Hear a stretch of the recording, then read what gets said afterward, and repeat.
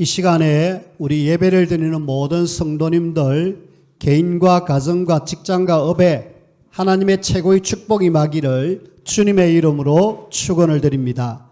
아멘. 주는 그리스도시요 살아계신 하나님의 아들이십니다. 아멘. 울산의 교회에서 저를 한번 초빙을 해가지고 토요일에 가서 이렇게 특강을 한 적이 있었습니다. 말씀을 쭉 전하고 나오는데 전사님은 아니고 권사님 같은데 권사님이 목사님 감사합니다 라고 이야기해요.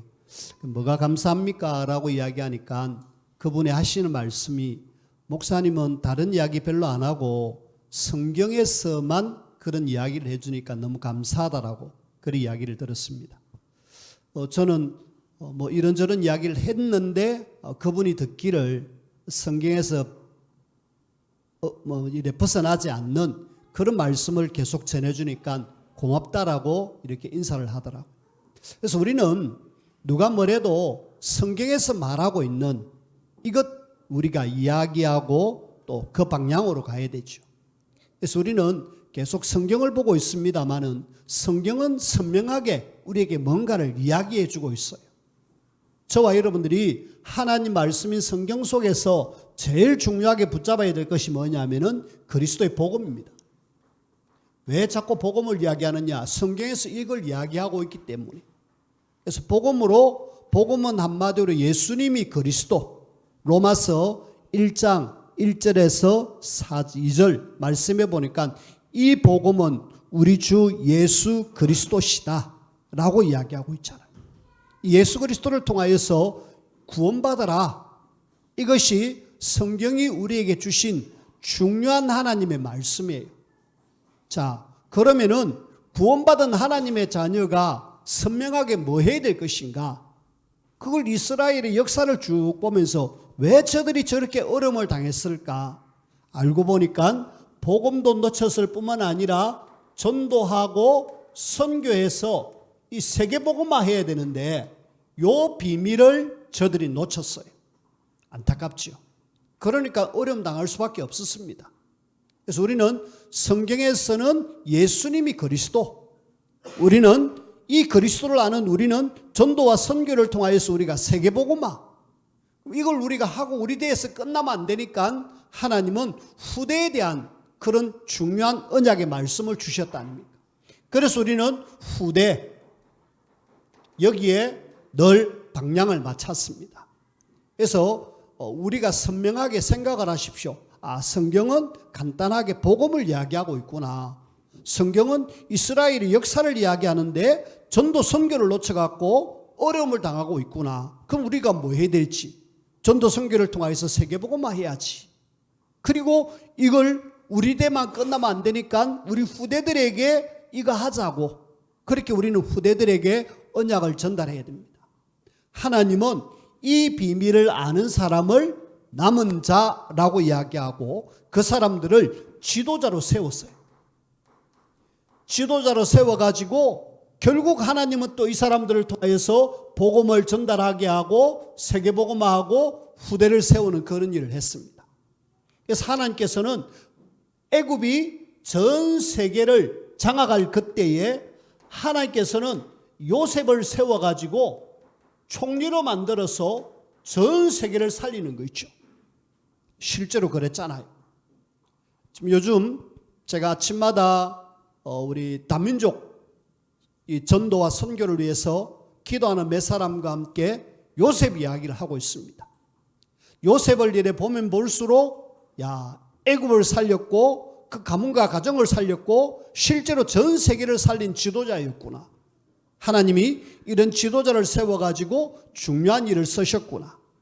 똑같은 애굽 시대에 이번에는 애굽을 완전히 박살내고 그 애굽을 이스라엘을 건져냈던 우리는 모세도 이스라엘의 지도자로 이렇게 하나님이 쓰셨잖아. 그래가지고 실제로 창세기, 출애굽기, 레위기, 민수기, 신명기까지 써가지고 우리에게 언약을 전달해 줬다 아닙니까? 하나님은 시대마다 정확한 복음을 알고 전도하고 선교해서 세계를 살려야 되겠다, 후대를 살려야 되겠다 하면서 남은 자인 지도자를 세워가지고 놀라운 일들을 하나님 하셨습니다. 블레셋이 쳐들어오고 심심하면은 전쟁을 일으키는 이런 시대에 하나님은 사무엘을 세워가지고 그 시대에 미스바 운동을 일으켜서 그 시대를 살려내는 거 있죠. 지도자로 세워가지고 하나님이 일을 하셨습니다. 분명히 이 시대가 어려웠지만은 사무엘이 세워지니까 나라가 전쟁이 그쳤더라라고 이야기합니다. 똑같은 블레셋 시대에 하나님은 다윗 왕을 세워가지고 왕으로 세워가지고 그 시대 사회를 확실하게 바꾸었어요. 나라가 세계 최고의 나라가 될 정도로 다윗 시대는 하나님이 그렇게 만들어 주셨어요.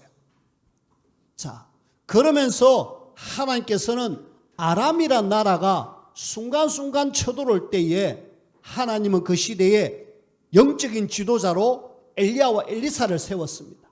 대표로 엘리야라고 이야기합시다. 엘리야는 하나님 앞에 선지자로 세워져 가지고 이 갈멜산 운동을 일으켜서 그 바알과 아세라를 섬기는 우상 숭배하는 모든 사람들의 흑암을 꺾고 그러면서 그 시대를 살려냈다 아닙니까? 하나님은 이런 지도자를 또 그 뒤를 이은 엘리사는 도단성 운동을 일으켜 가지고 그 한 시대를 살려냈습니다. 그리고 우리는 바벨론 나라가 포로로 이렇게 이스라엘을 잡아간 이때에 하나님은 다니엘과 같은 이런 총리로 만들어 가지고 전 바벨론 나라에 영향을 주고 그리고 왕들에게 영향을 주면서 확실하게 하나님의 살아계심을 나타내는 그런 중요한 지도자였습니다. 그리고 시대에 그 로마라는 시대가 전 세계를 장악하는 때에 하나님은 바울이라는 영적 지도자를 세워가지고 세계복음하는 이 일에 하나님이 쓰셨습니다. 자, 앞에 지금 제가 나라를 몇 개 적어놨습니다. 애굽, 블레셋, 아람, 바벨론, 로마. 요 나라가 사실은 완전히 흑암 나라입니다. 완전히 우상 숭배 심각하게 하는 그런 나라고, 그러면서 이스라엘을 굉장히 힘들게 만든 그 시대에 하나님은 이런 사람들을 세워갖고 하나님의 중요한 일들을 이루시는 거 있죠. 그럼 이 시대에는 지금 우리가 사는 지금 현재 지도자를 하나님 세워가지고 하나님의 일을 지금 하고 계십니다. 그래서 우리는 앞선 사람들이 조금 못할 수도 있어요. 하지만은 정확하게 우리가 이것 이야기한다라면은 우리가 계속 복음 때문에 함께 완내세에서 인도받으며 쓰임받아야 되겠고요. 그러면서 하나님이 원하시는 이 일에 우리는 정말 방향을 딱 맞춰가지고 계속 쭉 갈 수 있는, 좌로나 우로나 치우치지 아니하고 하나님이 원하는 방향으로 갈 수 있는, 그걸 조금 어려운 말로 언약의 여정이라 그럽니다. 우리의 여정 속에 이런저런 일이 있을 수 있어요. 하지만은 우리는 이 방향으로 간다. 만약에 이것이 아니라면은 우리가 안 해야 되겠지만은 이 방향이 맞으면은 우리는 계속 이렇게 해야 된다. 그런 속에 오늘 저는 사명을 잃어버린 지도자라는 제목으로 말씀을 드릴 건데, 지금 우리는 사사기서를 보고 있잖아요. 사사기의 지난주까지 입다까지가 8번째 사사입니다. 하나님은 8명의 사사를 세워갖고 일을 하셨는데, 이제는 오늘 9번째, 10번째, 11번째 사사기는 12번째 삼손까지 이야기를 하고 있어요. 사사기는 12명의 사사의 이야기를 하고 있다. 그 중에 이렇게 사명을 잊어버린 그런 사사 3명을 지금 오늘 여러분들에게 좀 말씀을 드릴 거예요. 그 중에 일단 우리가 이 사람들은 사명을 잊어버렸다. 잊어버린 지도자인데, 사명을 잊어버리니까 이 사람들이 어디에 관심 있는지 잘 한번 보십시오. 제일 먼저 우리가 9대 사사 입산입니다. 입산 금지할 때 입산인데, 입산이요 가만히 보니까 일단은 아들 30명, 딸 30명. 와, 많이도 낳았지요. 물론 뭐 그보다 더 많이 낳은 기도원도 있습니다만은 어떻게 딸이 30명, 아들이 30명 이렇게 낳을 수 있을까? 저는 볼 때에 이 사람에게는 처도 있었겠지만은 첩도 많았었겠다. 한 사람이 이렇게 많이 낳지를 못하잖아요. 결국은 이 사람은 이 첩을 둔 그런 사람이었다. 이성의 눈이 돌아가가지고 많은 첩들을 거느려서 많은 자녀를 낳았다.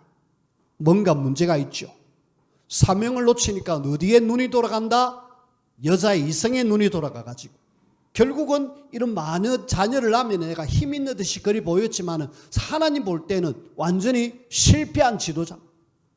자, 근데 이 사람이 첩을 통하여서 30명의 딸과 아들을 낳았는데 이 딸과 아들을 뭐 했느냐면은 이방 결혼을 합니다. 하나님이 이스라엘 백성들에게 제일 싫어하는 것 중에 하나가 뭐냐면은 우상숭배. 그 다음에 하나님의 자녀의 그런 전통을 쭉 이어나가기 위해서 기업을 이어나가기 위해서 결혼이라는 걸 허락하셨는데 그 결혼은 이방 결혼은 절대 하지 말라고 이야기합니다. 이방 결혼을 그렇게 하지 말라고 했는데 입산이 자기 아들을 이 지금 다른 여자를 데려와서 며느리로 딸을 다른 남자에게 보내가지고 사위로 그래가지고 결혼을 하는 거죠. 이방 결혼. 하나님 보실 때에 아주 안 좋은 그런 어떤 가문의 모습을 우리가 볼 수 있잖아요. 성경에는 한 사람도 하나님의 자녀와 결혼했다라는 이야기가 나오지 않습니다. 100% 이방 결혼. 그래서 사명을 잃어버리니까 이 자녀들에게 언약 전달해가지고 하나님이 원하시는 언약의 후대를 세워야 되는데 그러지 못하고 영향을 이방 결혼을 통하여서 우상 영향을 받을 수밖에 없도록 만들어버렸습니다. 실패했죠. 사명을 놓쳤습니다. 자, 입사는 요 정도까지밖에 이야기를 안 해요. 그러면서 몇 년, 7년 동안 이렇게 나라를 다스렸다라고 이야기합니다. 자, 두 번째 우리는 10대 사사가 누구냐면은 엘론입니다. 엘론이란 사람은요, 오늘 성경 구절을 가만히 보면은 두 절이 나오잖아요. 엘론에 대한 이야기.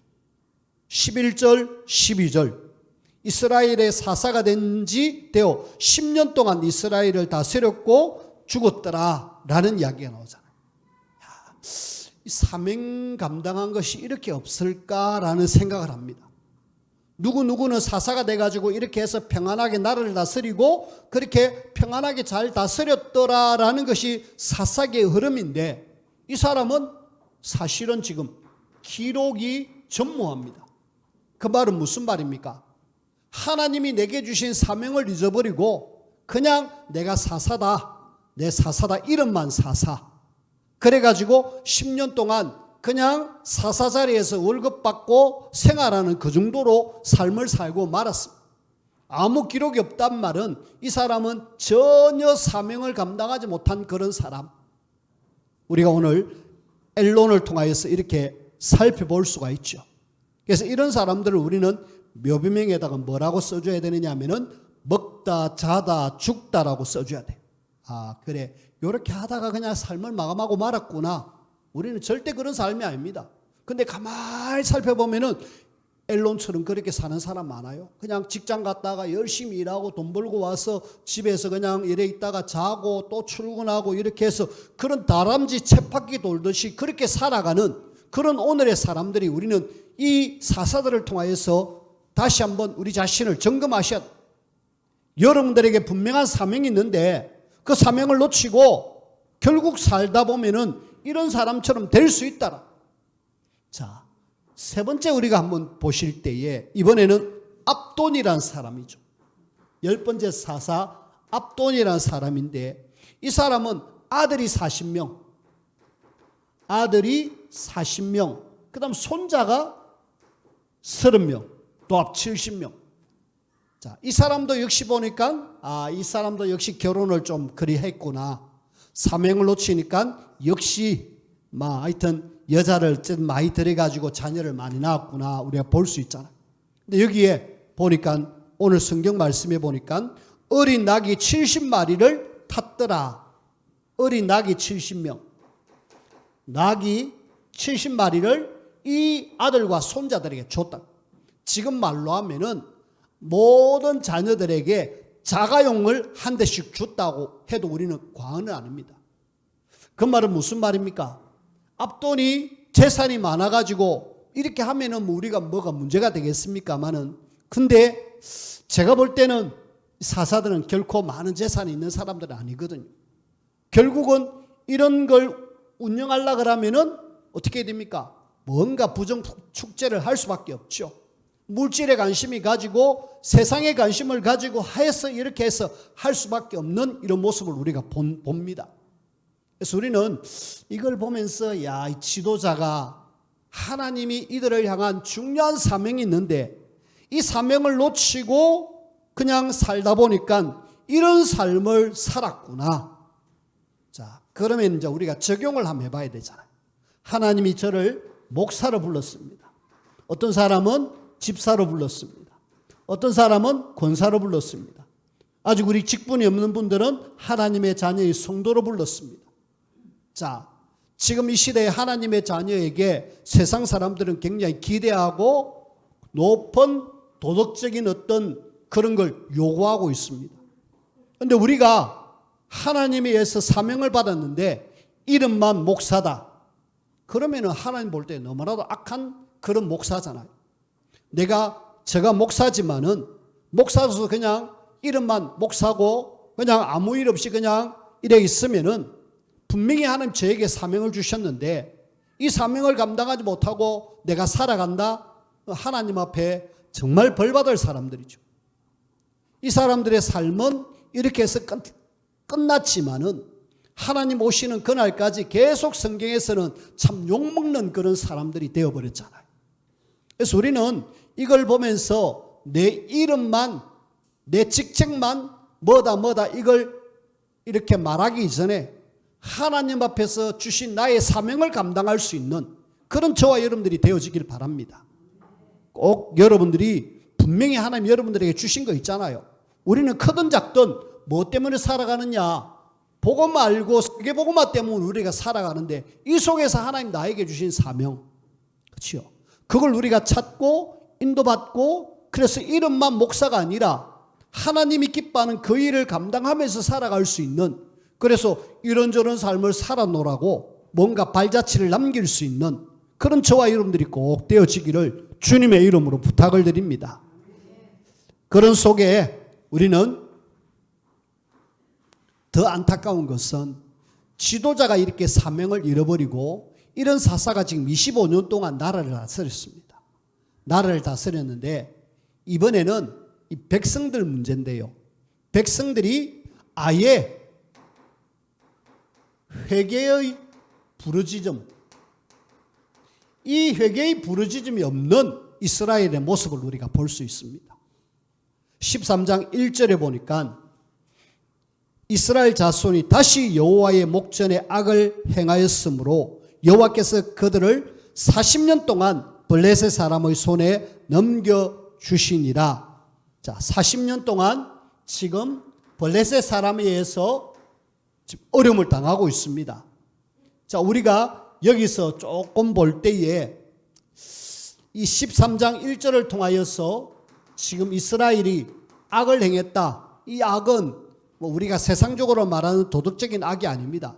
대부분 어떤 죄악과 연결되느냐 하면은 특히 우상숭배와 연결되는 그런 것입니다. 하나님 말고 다른 거 섬기는 것. 이걸 하나님이 제일 악하게 보고 계시죠. 이런 악을 행하였다라고 이야기하는데, 자, 우리가 사사기의 패턴을 한번 보십시오. 사사기가 이렇게 흐름을 한번 보면은 이스라엘 백성들이 죄를 짓습니다. 악을 행합니다. 그러면은 하나님이 다른 나라를 들어가지고 건드리잖아요. 어떻게 보면은 징계를 하잖아요. 이렇게 징계를 하면은 이 백성들이 징계받은 걸 너무 힘들어가지고 또 그 백성들이 뭔가 마음에 찔림을 받아가지고 하나님 우리를 용서해 주십시오 하고 회개합니다. 회개하고 난 뒤에 하나님은 뭐 하십니까? 사사를 보내가지고 이스라엘을 용서해 주시고 구원해 주시잖아요. 이 사사기는 요 패턴을 계속 9번째까지 그렇게 되어졌어요. 9번째 이 사사 오기 전까지 8번째까지 이런 패턴이 이루어졌습니다. 근데 지금 9대, 10대, 11대의 사사들을 거치면서 이스라엘은 아예 회개라는 것이 빠져버렸죠. 여기 오늘 13장 이후부터 쭉 읽어보면은 이제 삼손이 출생하고 삼손이 활약하고 하는 그런 장면이 나오는데, 블레셋 사람들이 40년 동안 이스라엘을 괴롭혔는데 하나님 우리가 잘못했습니다, 하나님 우리의 죄를 용서해 주십시오 하면서 부르짖는 회개가 전혀 없는 거 있죠. 아예 25년 동안 이 세 명의 사사들을 통하여서 하나님의 자녀라는 정체성도 놓치고 사명도 놓치고 회개도 놓쳐버리는 그런 이스라엘, 그런 모습을 우리가 볼 수 있습니다. 근데요, 더 안타까운 것은 아예 영적으로 불감증, 아예 감각이 없습니다. 영적인 불감증. 어디 나오느냐? 우리가 사사기 14장부터 15장까지 보면은 여기에 삼손의 활약이 나옵니다. 본격적으로. 그 중에 삼손이 하나님의 영에 의해서 블레셋 사람 우리를 괴롭히니까 내가 끝을 봐야지 이래갖고 딥나에 내려가서 여자 한 명을 꼬셔서 결혼을 합니다. 그 블레셋 사람들을 이렇게 나시니르로 선택받았는데 결혼을 이방 여자하고 결혼을 해요. 근데 사실은 하나님이 그걸 허락하셨어요. 왜? 블레셋 사람 다 처분하려고, 처단하려고 그렇게 결혼을 해갖고 딥나의 블레셋 여자하고 결혼을 했어요. 결혼해가지고 이렇게 사는 동안에 이 지금 삼손은 또 이래 이스라엘 사사기 때문에 왔다 갔다 이런 중에 어느 날 처갓집에 이래 가보니까 이 여자가 다른 남자에게 시집을 가버렸어요. 아버지가 삼손이 자기를 안 좋아한다. 또 아버지 볼 때도 이 삼손이 이 블레셋 여자를 안 좋아하는 그런 느낌이 들었는지 모르겠지만 어떤 이유가 있긴 있습니다. 좀 생략하고 일단은 이 여자가 다른 남자에게 시집을 가버려요. 그 삼손 입장에는 화가 날 거 아닙니까? 화가 나가지고 자녀를 내가 우리 와이프를 만나러 왔는데 왜 만나지 못하게 하고 다른 남자에게 시집을 보냈느냐고 따지니까 우리에게 딸 하나 더 있다. 그 딸 데리고 살아라. 그러니까 삼손이 열받았어요. 열받아가지고 어떻게 했는지 모르겠지만 여우를 한 300마리 잡아가지고 꼬리를 묶고 거기다 불을 붙여버렸습니다. 횃불을 하나 해가지고 불을 붙이니까 그 여우들이 불 붙은 그 횃불을 가지고 막 사방으로 돌아다니니까 밀이 이삭 익는 그런 시점에 그 다니니까 막 밀이 완전히 농사진 게 완전히 불 다 타버렸어요. 그 다음에 감람나무도 불 타버렸고 포도나무도 불 타버렸고 완전히 싸그리 불 타버렸습니다. 자, 이런 상황 속에 이 지금 블레셋 사람들이 아니 이거 누가 이랬어 이러니까 딥나의 그 여자의 사위인 그 삼손이 그랬다. 그러면 원인 제공한 딥나의 여자 아버지 집을 찾아가자 이래갖고 그 집안의 식구들을 완전히 없애버렸어요. 없애버리니까 삼손이 어느 날 와보니까 처갓집이지만 와보니까 완전히 없어져 버렸잖아요. 이 삼손이 또 열받아가지고 가가지고 그 1,000명의 블레셋 사람들을 죽였습니다. 죽여가지고 에단바위라는 바위 곁에서 바위 있는 거기서 쉬고 있었습니다. 자, 지금 제가 하고 이야기하는 요 이야기입니다. 그 쉬고 있는 중에 블레셋 사람들이 쫓 쳐들어왔어요. 쳐들어왔고 유다 지파 사람들이 사는 그곳에 와가지고 삼손 어디 있냐고 그래 물으니까 유다 지파 사람 무슨 일이냐, 여차여차해서 이렇게 해서 삼손 내놔라. 그때 유다 지파 사람들이 조금만 좀 기다려 주십시오, 우리가 알아서 해결할게요 이러면서 유다 지파 사람들이 움직입니다. 움직여가지고 그 삼손을 잡으러 에단바위란 근처에 옵니다. 삼손하고 대화를 하죠. 아니 15장 11절 한번 보십시오.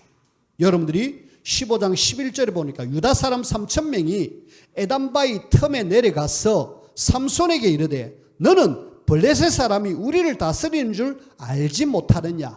자, 여기 지금 제가 이 이야기를 하려고 좀 길게 이야기하겠습니다. 영적인 불감증.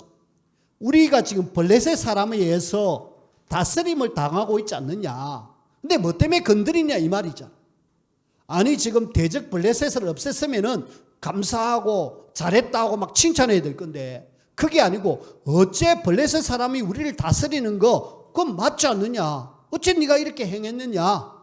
네 이러면 되겠느냐 라고 이야기하면서 어떤 행위를 하느냐 하면은 너를 블레셋 사람에게 넘겨야 되겠다. 이래가지고 지금 유다 사람 3,000명이 왔다는 거예요. 그래가지고 어떻게 했느냐. 삼손이 그러면 나를 새 밧줄로 묶어주세요. 묶어가지고 블레셋 사람에게 넘기세요. 이래고 자연스럽게 묶여서 이 블레셋 사람에게 넘기움을 당합니다. 지금 제가 말하고자 하는 요겁니다. 영적인 불감증.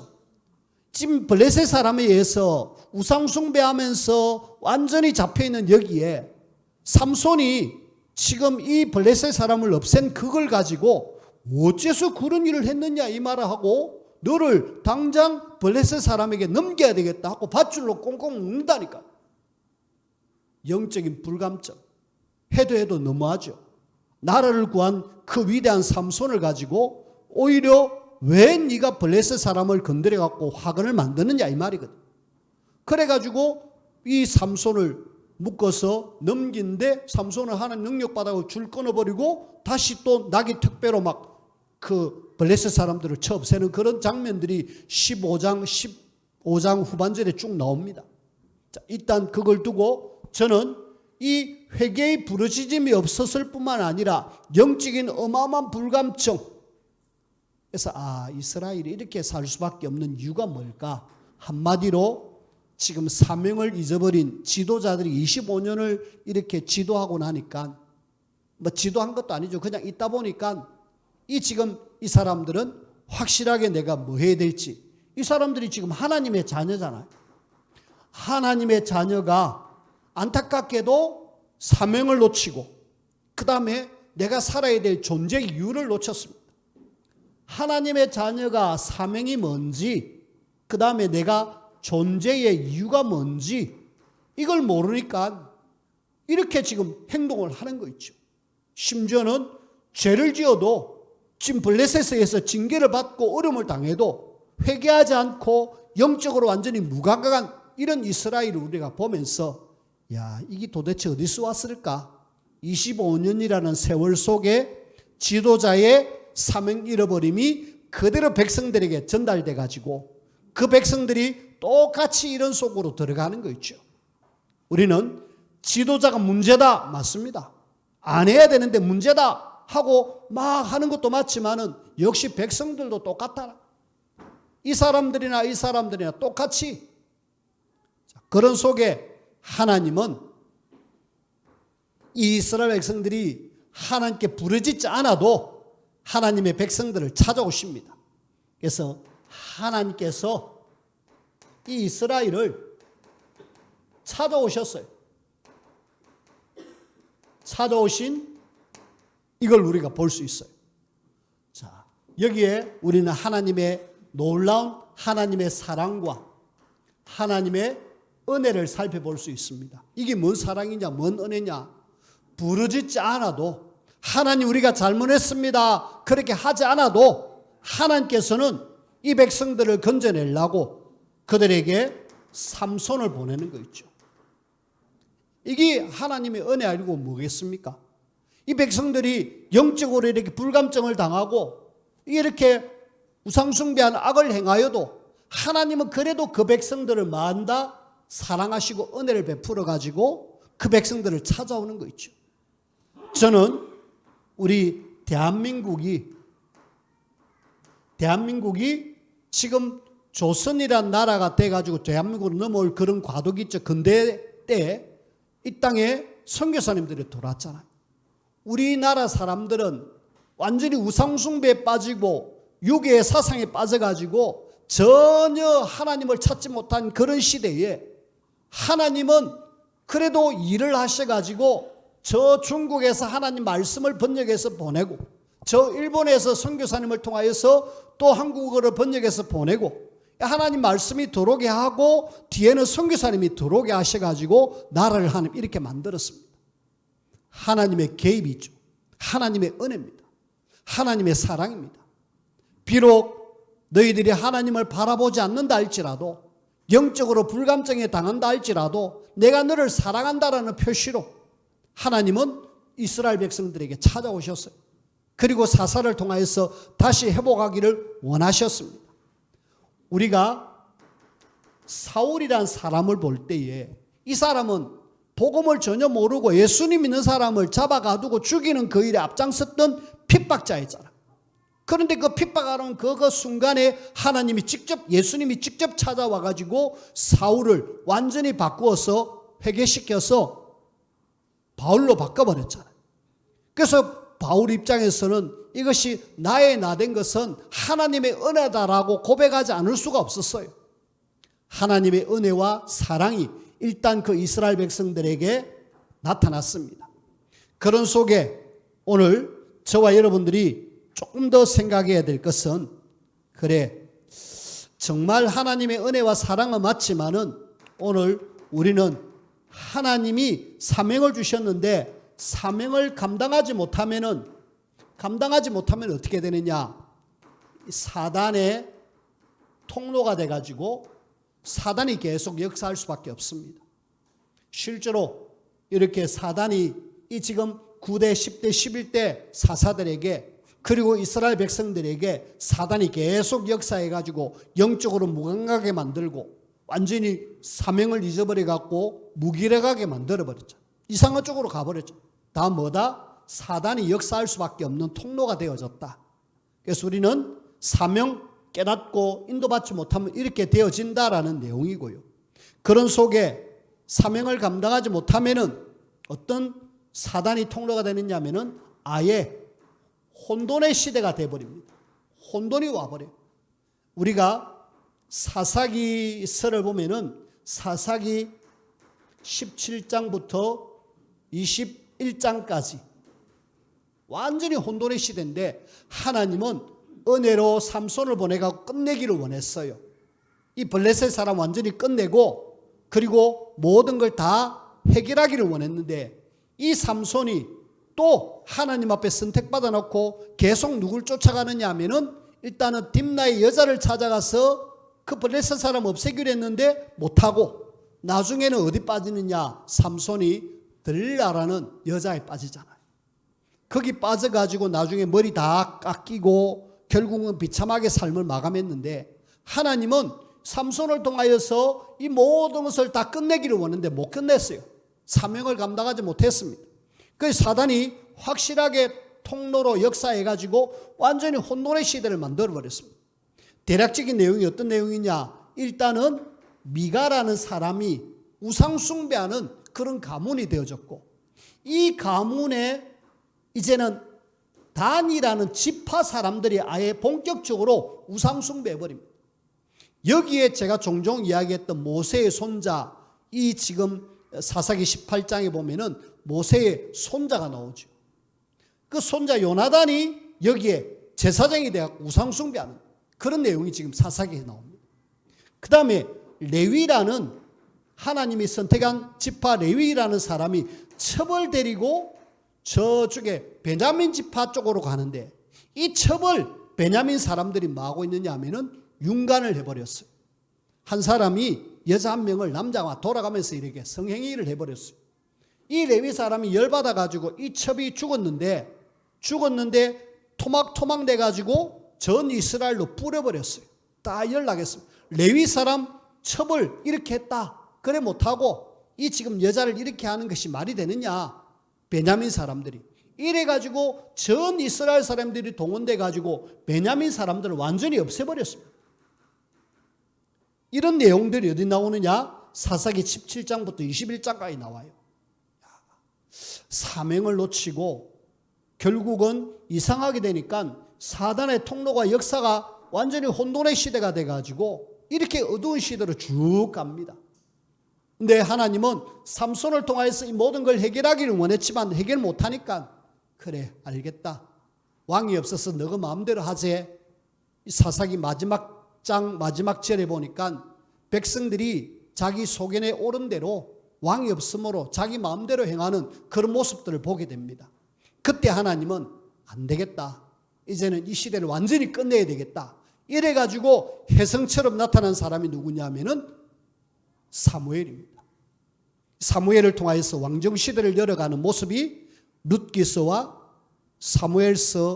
사무엘상하에 이렇게 나오죠. 자, 오늘 저는 이 지금 사사의 모습과 백성들의 모습을 보면서 이스라엘 백성들이 사명을 놓치니까 이렇게 되어졌는데 그런 속에서도 하나님은 일을 하시는 모습을 우리가 볼 수 있잖아요. 그래서 오늘 우리가 하나님이 내게 주신 사명을 잊어버리면은 그렇게 되어진다. 그래서 오늘 저는 성경 이사야 60장 1절에서 2절 저와 여러분들이 좀 꼭 기억해야 될 내용입니다. 하나님의 백성들 보고 여러분들에게 뭐라고 이야기하느냐? 자, 잠깐 한번 읽어볼게요. 일어나라, 빛을 발하라. 이는 내 빛이 이르렀고 여호와의 영광이 내 위에 임하였습니다. 보라, 어둠이 땅을 덮을 것이고 캄캄함이 만민을 가려우리니와 오직 여호와께서 내 위에 임하실 것이며 그의 영광이 내 위에 나타나리. 하나님은 우리 보고 뭐라고 이야기하느냐? 세상이 지금 온통 어두움과 캄캄함 속에 있다. 여기에서 하나님의 백성들이 일어나라, 빛을 발하라 라고 이야기하십니다. 어두운 지도자들이, 그 백성들이 우상숭배에 빠져가지고 완전히 혼돈의 시대에 이렇게 살아가는 여기에 하나님의 백성인 저와 여러분들이 일어나서 그 여호와의 영광의 빛을 받아가지고 빛받은 너희들이 일어나 빛을 발하라고 이야기합니다. 그래서 이 빛을 발할 수 있도록 하나님은 저와 여러분들이 절대 망대로 세워져서 현장에 빛을 발해라 라고 이야기하십니다. 망대 아시죠? 망대가 딱 서가지고 쫙 뭔가 적들이 어떻게 움직이고 세상이 어떻게 움직이는가 봐야 돼. 여기에 여러분들이 일어나서 제대로 빛을 비추는 역할 해야 된다. 그러려면은 절대 망대로 세워지기 위해서는 저와 여러분들이 뭐 하셔야 되느냐면은 절대 계획을 찾아야 돼. 뭐 가지고? 하나님의 말씀을 가지고. 우리는 이런저런 일 속에 하나님의 계획이 뭡니까? 절대 계획을 찾아야 돼. 그러면은 나를 하는 절대 망대로 세우십니다. 절대 계획 찾기 전에 저와 여러분들이 뭐 하셔야 되느냐면은 절대 언약.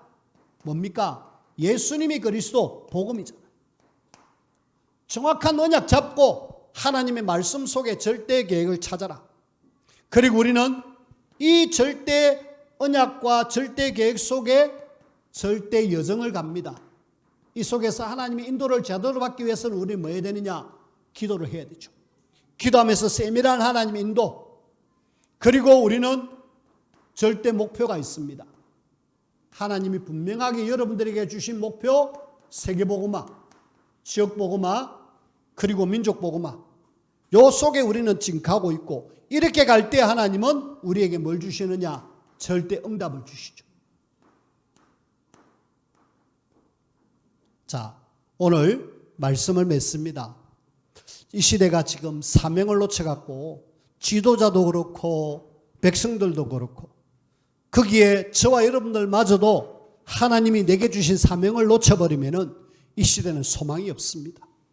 그래서 하나님은 부족하지만은 저와 여러분들을 선택해가지고 이 시대에 일어나 빛을 발하라.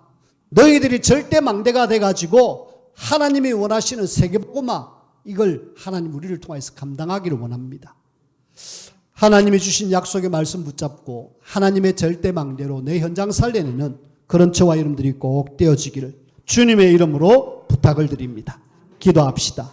하나님 감사합니다. 사명을 잊어버리고 방황하는 사사기 세대를 보며 우리 역시 어떤 삶을 살아야 될지 다시 한번 마음의 다짐을 알 수 있는 좋은 시간표가 되게 하여 주옵소서. 일어나 빛을 발하라고 말씀하셨는데 그냥 있을 것이 아니라 사실적으로 흑암에 빠져 있는 많은 사람들과 우리 현장을 살리는 이 일에 절대 망대로 저희들을 세워주시고 사용하여 주옵소서. 예수님 이름으로 기도하옵나이다. 아멘.